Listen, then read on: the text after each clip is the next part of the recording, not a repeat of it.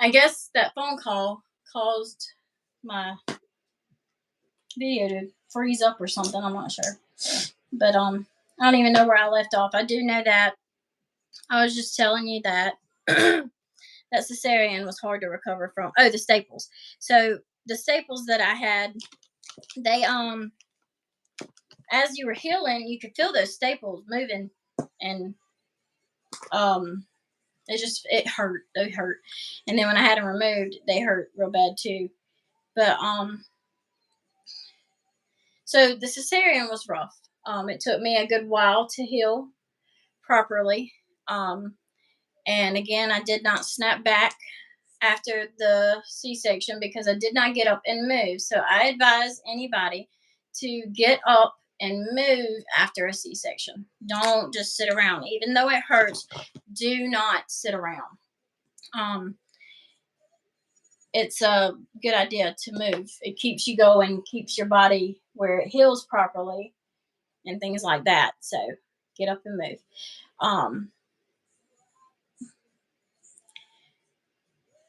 So eventually, I did get out of the postpartum depression. However, it did take me a while, much longer than a lot of people, but I got out of it, and my son didn't suffer from it at all. He was a very, very happy, healthy baby. It was just something I was going through. Now, fast forward to my daughter. My daughter is 4, so I had my kids about 8 years apart.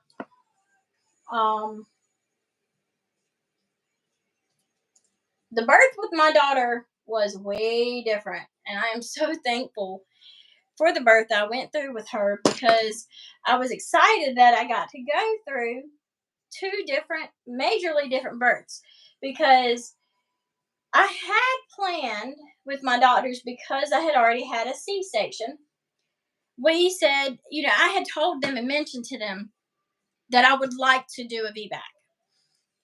And they said that was fine, that I could try to do that. But if something happened and it didn't work out, we planned the C-section. So I told them, okay, well, this is the deal.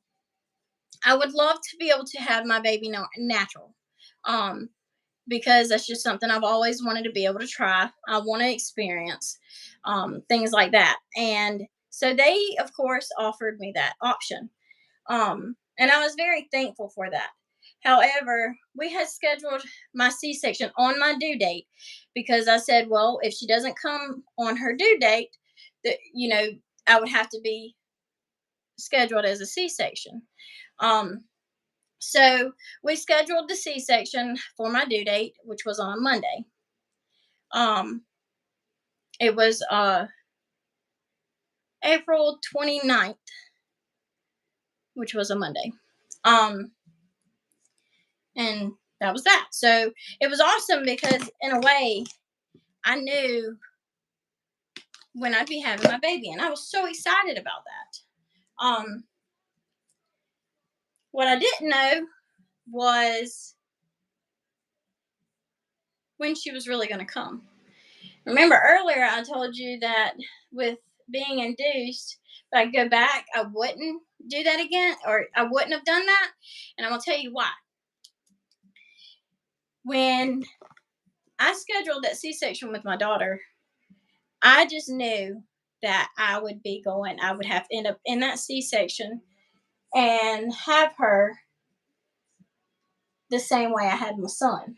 And that was fine. I had been through it before. That's all I knew.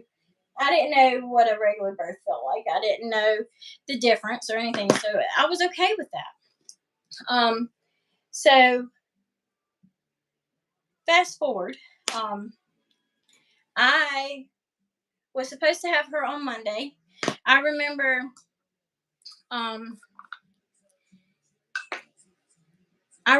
I was going places. I never stopped. I was working, or I was shopping. I didn't stop. I didn't just lay around or anything like that.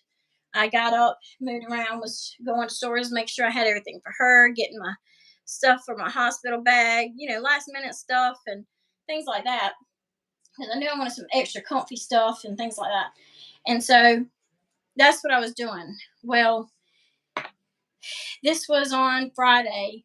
And mind you, with this baby, I learned more. I watched videos, things like that. And at this point, I learned that bouncing on an exercise ball would help a lot.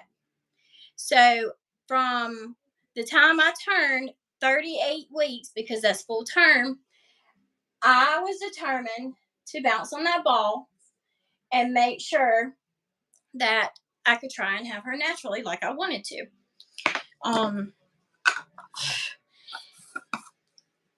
So I did the bounces on these balls. With the videos I watched, said certain ways to bounce on these balls and ways to move and things like that. And if y'all ever want to see it, I still have that ball. I could always blow it up and show you the ones I did that helped me. Because clearly, I ended up getting the vback. So anyways, I did these moves on this ball. I walked, I shopped, I did all this stuff. And that was all along that time. And then all throughout the weekend, I was still moving, walking, doing all that good stuff. And then we went to bed on Friday night. Saturday morning at, I think it was I was literally 5:17 in the morning. Saturday morning, I woke up. This is a funny story. I woke up and I thought I had peed on myself. And I remember pushing my husband over because I didn't want him to roll in it, because when I moved, he'd move because he moved closer or whatever. So I didn't want my husband to roll over in what I thought I had peed on myself. And I was so embarrassed. I was like, how did I pee? She must have kicked me. I must have had a full bladder, things like that. So I go to get up and I'm steady pushing him over, and it's like more comes out, and I'm telling you, the bed was soaked. And my husband finally said, "What are you doing?" I said, "I think I peed myself." And then I was like, wait, I don't know, maybe my water broke. Because while standing there, it was like more and more and more kept coming out. And I was like, I'm not peeing though. I don't feel like I'm peeing. And he said, "You really think your water broke?" And I said, "I think so." And I went to grab a towel or something.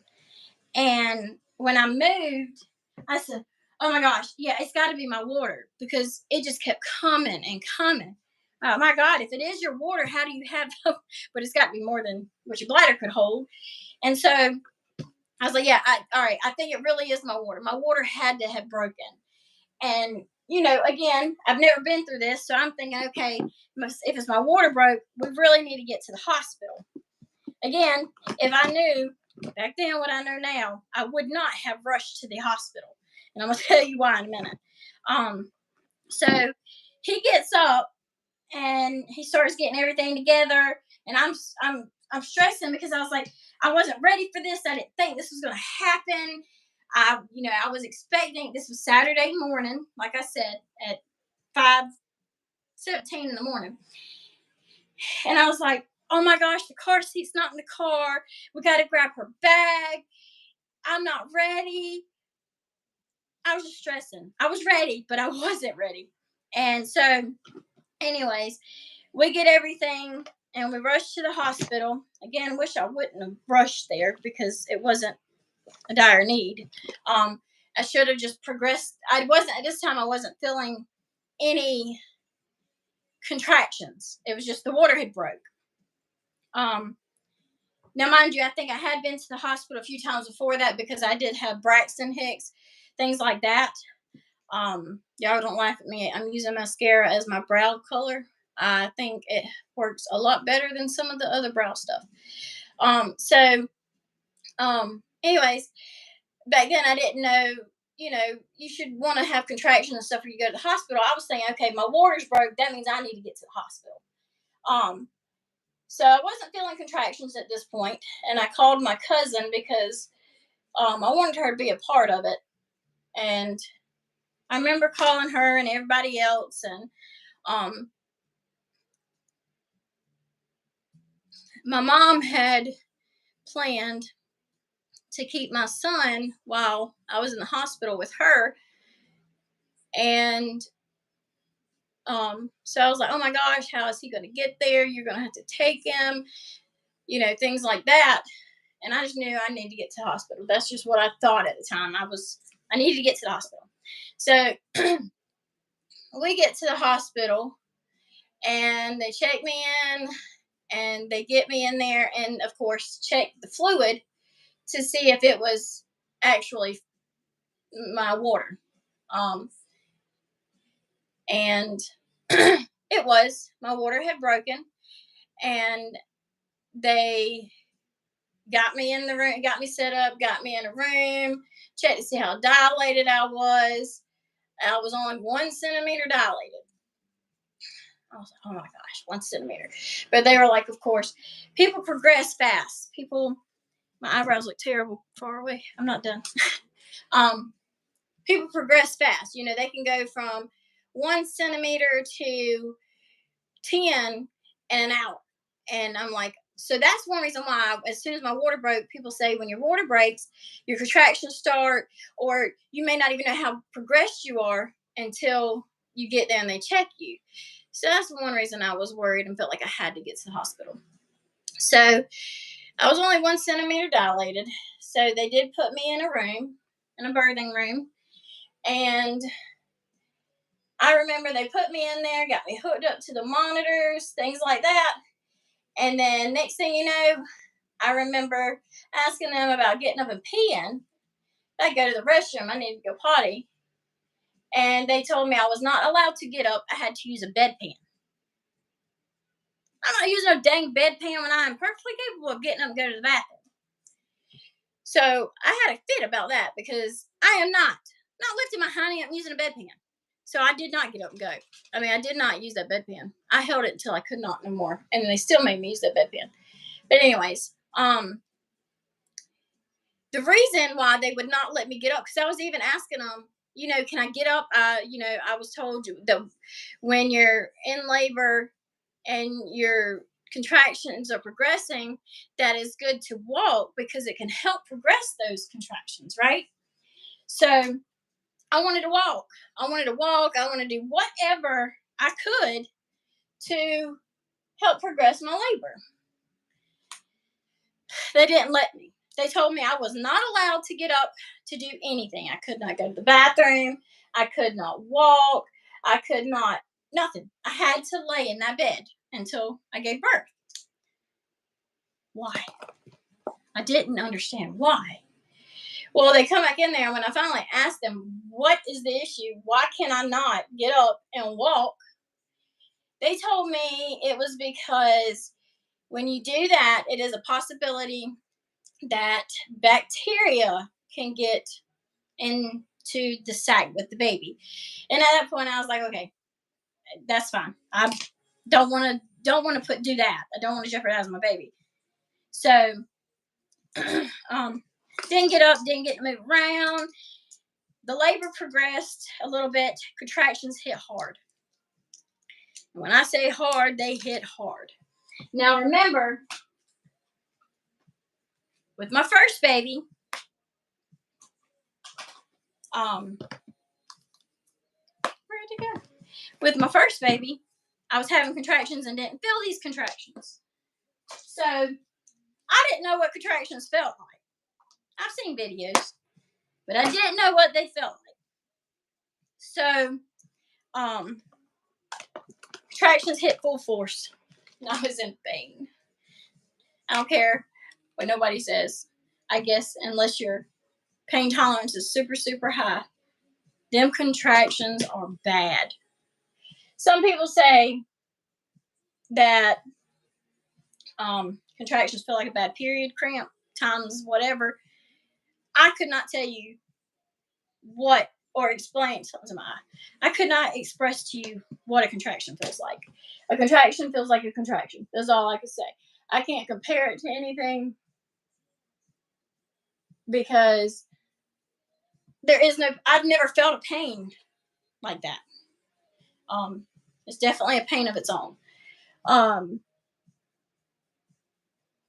I was in so much pain, and I did have somebody in the room that was taking pictures and videos the whole time with my daughter's birth. So I actually got to look back at those videos, and that's kind of what pushed me to make this video. I was in so much pain. That was excruciating. And oh wow, no wonder.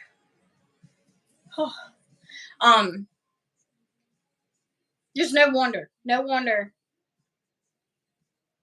it was painful. So I was having contractions like crazy. They came full force. And I knew that I wanted to have an epidural. Because I don't have a pain tolerance. I don't.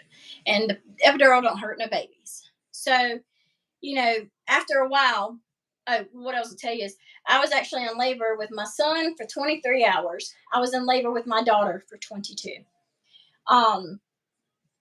So get to the hospital, get settled in, contractions start hitting.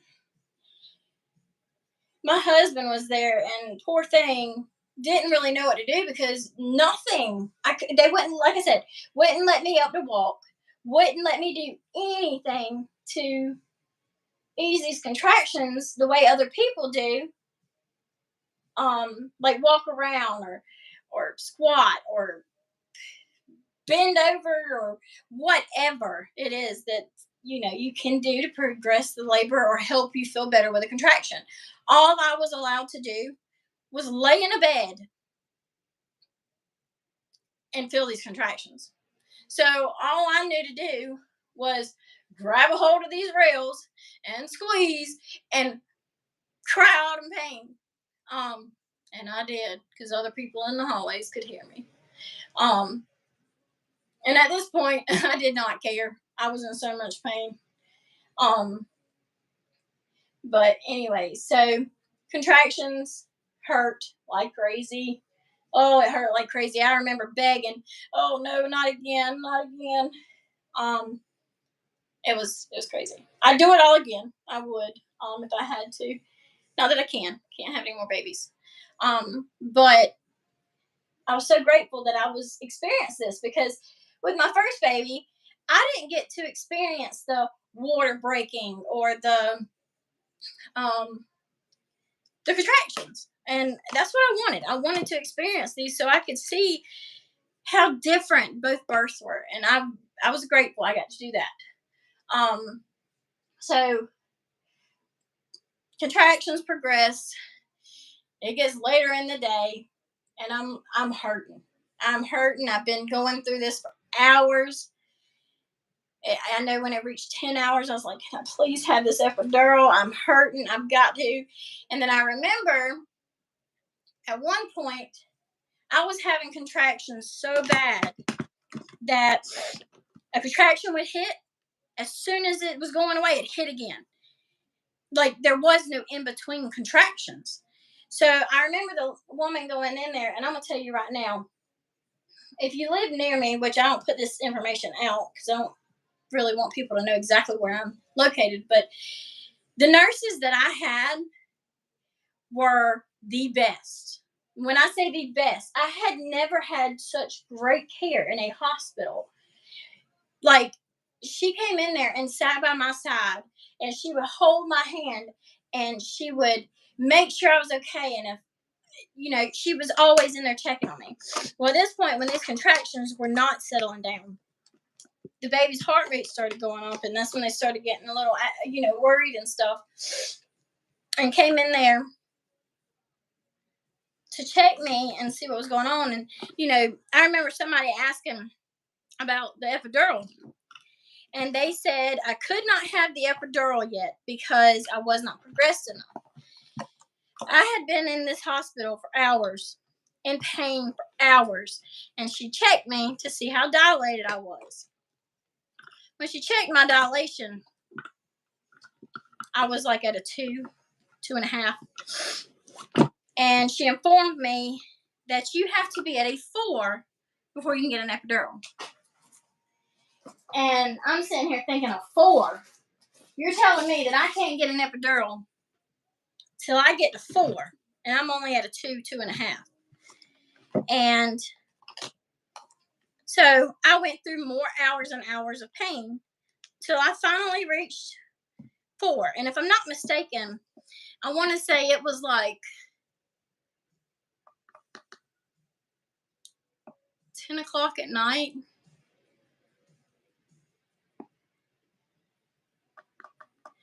trying to remember. I think it was like 10 o'clock at night. I finally got my epidural. That was, and I told you a story. It wasn't Saturday I went into labor. I went into labor on Friday because I was in labor all day Saturday. And then, so anyways, I finally hit 4 centimeters and they gave me the epidural. And it had taken me that long to even get to 4 centimeters. So when I finally got to 4 centimeters and they gave me that epidural, it was great. I could finally relax. Sorry, y'all, I'm putting my makeup in my makeup bag. I won't close.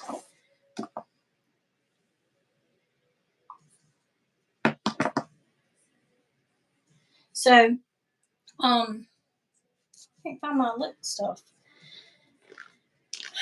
So I got the epidural, and next thing you know, I'm finally able to relax.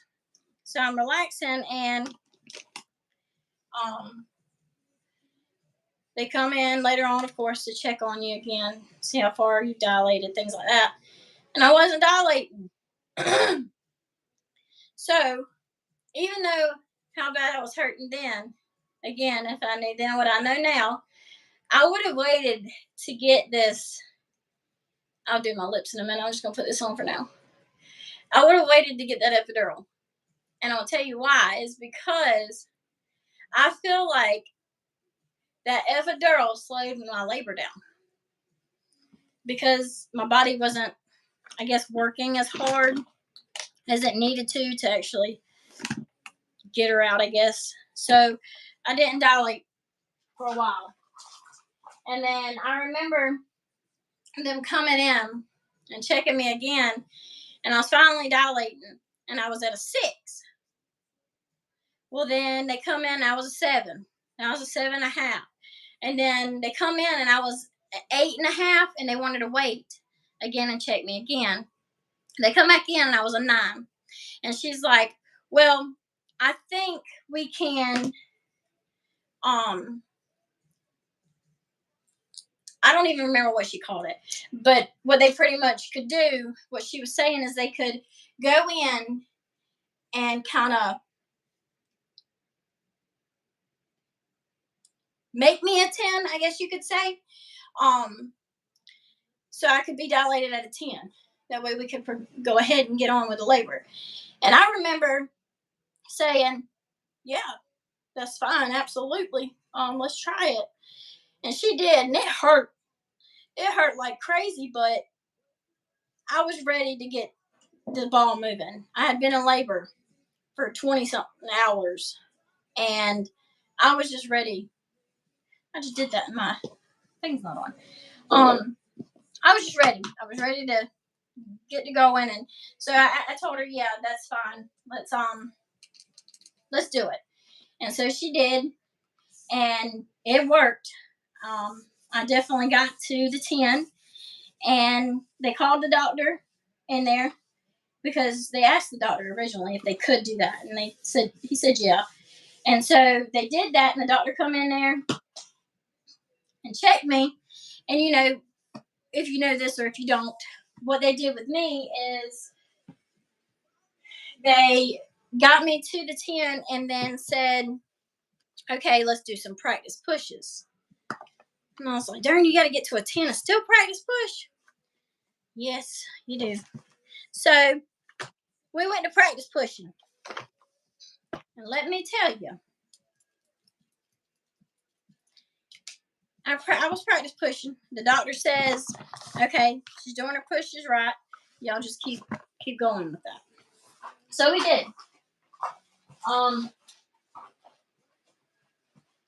And then I think I did 3 practice pushes.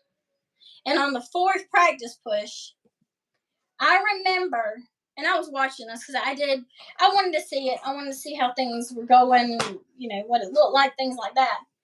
And I remember her putting her hand up, and the doctor had just left because the doctor's comment was, and I'm not talking crap about the doctor. I loved my doctor. He was great. I remember the doctor saying, okay, I'm going to go deliver this baby or whatever it was, and then I'll be back because normally with practice pushes, it takes a while to get the baby to where it needs to be. On that 4th push, I remember her putting her hand up at the area where the baby would be and said, oh, don't push, don't push, don't push. Doctor had just walked out, not long. And they were running to get the doctor. I pushed that 4th time and the baby's head was out. Well, not out, but coming out. They could see the hair. And they ran and got this doctor. This doctor thought I would not be having this baby for another long while. News to him, 4 pushes and the baby was ready. I was getting that baby out. So they went and got the doctor, brought the doctor back in. I skipped a bunch of stuff. Sorry. While I was in labor, I wasn't allowed to eat and drink nothing. I did end up getting a few ice chips, I think. And some popsicles while I was in pain. But another reason why I would say wait to go, because I hadn't eaten since the day before, and I was in labor, like I said, for 22 hours, and I was starving. But anyways, so the doctor finally gets in there, and he gets ready, and he said, I just knew that this was going to take longer than this, but you surprised me, babe. No, ma'am. And so he comes in, and he gets himself ready, and I think I might have pushed 3 times, and the baby was here. Pushing was a little painful. I had the epidural, and I was nervous because I was like, this epidural is going to be gone. Luckily, they did give me the push button because I got the epidural, like I said, at 4 centimeters, and I only used it if I needed it. So I did. I remember that's when I was having those contractions really, really bad, and they're like, "Do you want me to push the button?" And I was like, "No, don't push it. Don't push it." But I did use it when I absolutely needed it. So when I was pushing, they had just pushed my button, and I don't remember it hurting really, really bad. I know it was a lot of pressure, and it was hard to push, and I felt like I couldn't really breathe because it took everything I had. But I knew that I had been in labor for so long that I wanted to get her out. And so I was just going to push. I was going to push. And when they said I could push, I was pushing. And so after a few minutes, she come out, and it was just crazy. It was awesome. I remember I hadn't done my makeup the whole time. I had planned to. I had brought my makeup bag, but when I say those contractions were full force, I didn't have a chance to put makeup on because I was hurting so bad. So when I finally got that epidural, I had put my makeup on, and let me tell you, not even an hour after I put my makeup on is when I started pushing. So that makeup was ruined, and my pictures were terrible because I had makeup all over my face from crying when pushing, with my eyes watering, and then when she came out, I cried like crazy. when they put her on my chest. So makeup was everywhere, but I didn't care. But anyways, she was born. She was very, very, very healthy. Ow. And I got to hold her the whole time. They only took her to weigh her, get her feet print, all the goodies that they have to do when a baby's born. And my baby never left my bedroom, never left my room. She was with me the whole time. And I was so thankful for that. My husband was there the whole time. My baby was there the whole time. My mother-in-law was there the whole time. My best friend at the time was there the whole time. So, and she got to be there because she was the one taking the pictures and the videos.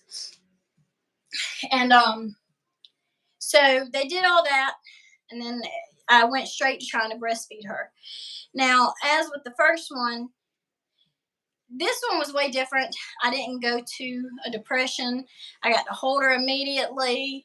None of that. And I was also happily married and things like that. So it was awesome. She was great. She was a good baby. She was healthy. There was no complications other than not progressing like I wanted to. Now, I just said there was no issues, but there was one issue. The only issue that I was having was she did use the bathroom in me 4 times. And then they were worried about that because that's not good. So we got her out, and she was still using the bathroom like crazy, but she was healthy. And that's one reason we had to progress, because of what was going on. That's what made them want to stretch me to 10. So, anyways, back to this. They clean her up, do all that stuff. They can do all her shots in the room with us and all that good stuff. Breastfeeding did not go as I wanted it to. She did latch better than my first child, but it still wasn't the best. And I had to end up trying to use a shield with her. But what I ended up mainly doing with her was pumping. She didn't latch very well, so I pumped. I would pump and pump and pump and feed her. And the only good thing to that was my husband got to feed her. That was one thing he really wanted to be able to do, was feed her. And he was able to, because I made sure to pump to give it to him.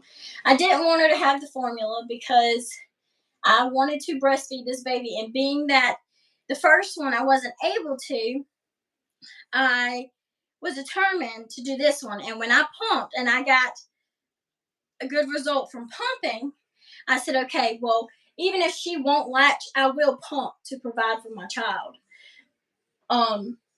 I don't care if she can, if she's not latching, I'm not going to force it on her, because as long as she's getting the milk, that's all that matters. So we breastfed through bottles, which was great. I was so thankful for that. Now, I said I would tell you the difference between a C-section and a vback. And if you're having a baby for the first time and you actually get to push your baby out, it's a natural vaginal birth. So I remember right after I had her, of course, I was loving on her. I couldn't really do nothing to begin with. But as soon as I could, I wanted to be able to get up. I wanted to get up. I wanted to move. I wanted to shower. I wanted to walk halls. I just knew I did not want to spend all that time in those hospitals. So I got up and moved when I could. And let me tell you, the day I gave birth to her, and I was in my room, as soon as I got into my room and they told me I was allowed to get up, I got up. Y'all, I got up, went to the bathroom. I was getting the pump myself. I was changing clothes. I wanted a shower, which I had to wait to take the shower for just a little while. They did make me wait a little while, and you couldn't take baths, but they did allow me to shower, and I was thankful because I had help because I didn't know how much I could do by myself, and if I needed help washing. I didn't tell y'all that, but with my first one, my mom had to wash me because I could not move. And before that, my mom had never seen me naked or anything.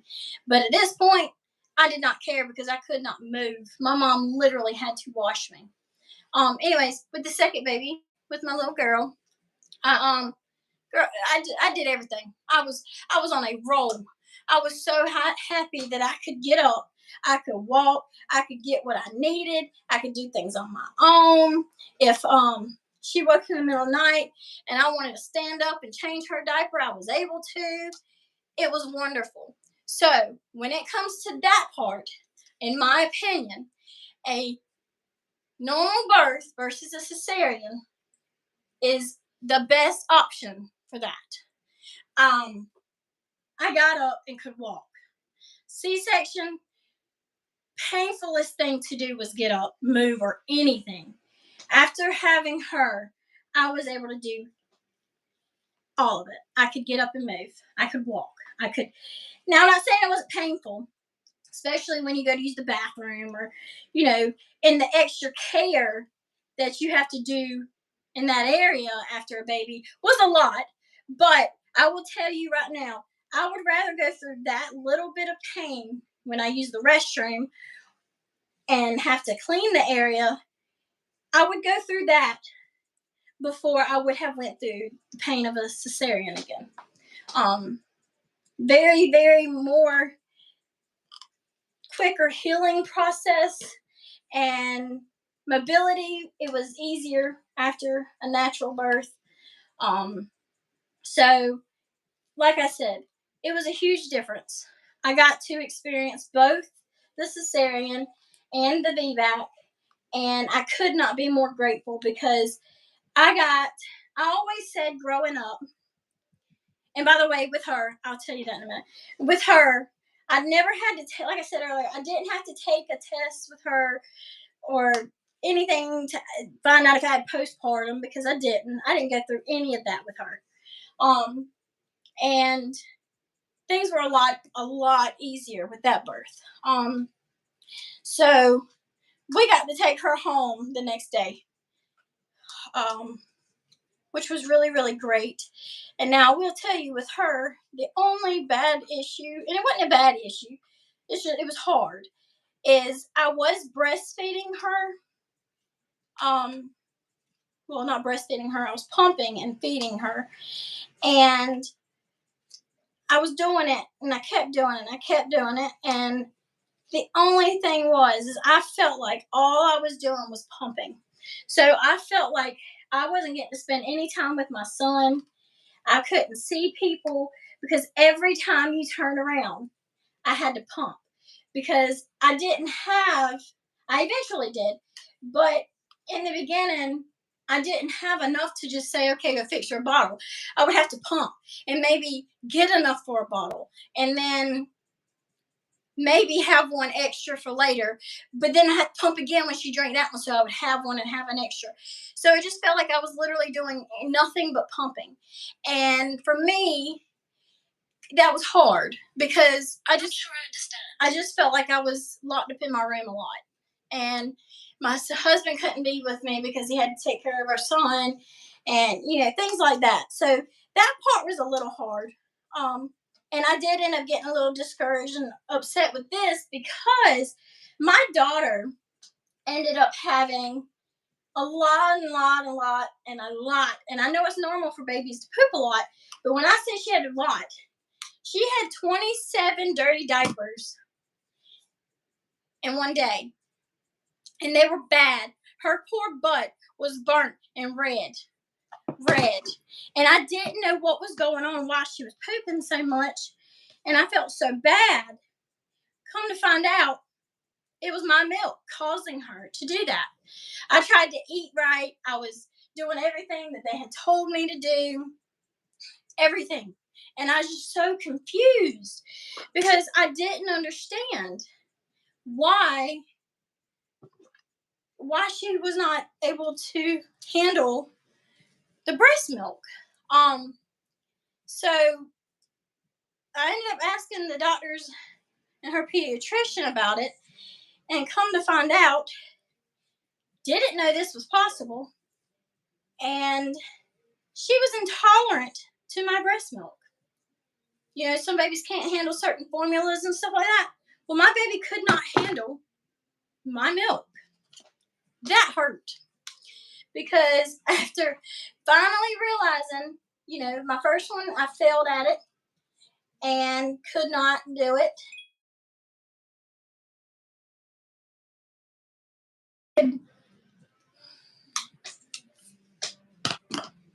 I know you can't see me. Hopefully you can hear me. I'm going to finish it fast. So, anyways, long story short, I could not give her my milk anymore. She ended up being formula fed. She went through lots of different formulas before we found the one that she could use. The one that she could use was the same one that my son was on when he was a baby, which was the Alimentum. That is the only one either one of my babies could handle. It's the only one that they could hold down, the only one that did not hurt their bellies, different things like that. So she ended up with formula as well. So that is my story on the two births that I got to go through and experience. I got to experience both, and I'm so very, very, very grateful for that. And they both were way different. And I just have to say that the vback was definitely way easier and successful. However, I wouldn't trade anything that I went through because I got to do what I wanted, and I was experienced both ways. And I got to experience my water breaking, the contractions, the C-section. I got to experience it all, and I could not be more grateful for my children. I remember growing up, I always wanted a little boy first so he could protect his little sister, and then a little sister. And I got the little boy first. He is 8 years older than his sister, and I just could not thank God more for giving me the opportunity to have exactly what I asked for. So, anyways, that was over an hour of your time, about an hour and a half. If you have any questions or you want me to make a video on anything else, such as why I'm not having any more kids or why I can't, I can make those kind of videos. Or if you have questions about anything, just comment and let me know, and I can comment back, let you know, or make a video. Y'all have a great day.